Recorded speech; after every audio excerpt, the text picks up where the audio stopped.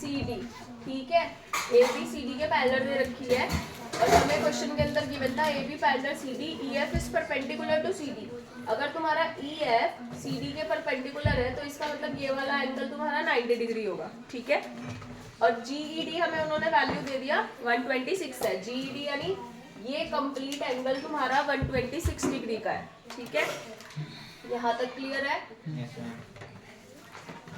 अब angle G ए G ई निकालना है हमें, तो A G E is equal to angle G E D. Y?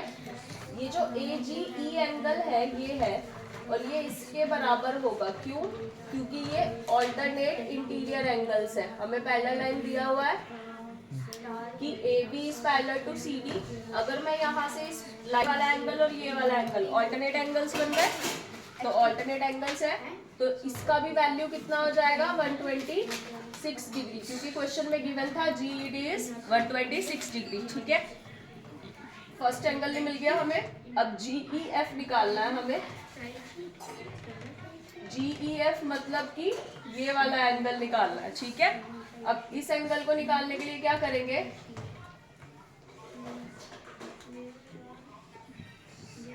Ji E F निकालने के लिए इस पूरे एंगल में से अगर मैं ये 90 माइनस कर दूं तो ये वाला मिल जाएगा मुझे, ठीक है। तो मैं क्या लिखूंगी, एंगल जी ई डी, क्योंकि मुझे इस पूरे एंगल की वैल्यू पता है कि ये 126 डिग्री है और 126 में से ये वाला 90 माइनस कर देंगे, इतना माइनस करेंगे तो यही पोर्शन बचेगा हमारे पास, ठीक है। तो जी ई डी माइनस जी एफ ई डी। अब जी ई डी 126 डिग्री है माइनस एफ ई डी हमारे पास 90 डिग्री था, 126 में से 90 माइनस करा, वैल्यू आ गई 36 डिग्री, ठीक है। अगेन जी एफ मिल गया। अब एफ जी ई निकालना है। एंगल एफ जी ई निकालने के लिए मैं क्या कर सकती हूँ, ये जो जी एफ जी ई यानी कि ये वाला एंगल और ये वाला एंगल, ये दोनों एंगल क्या है, लीनियर पेयर, ठीक है।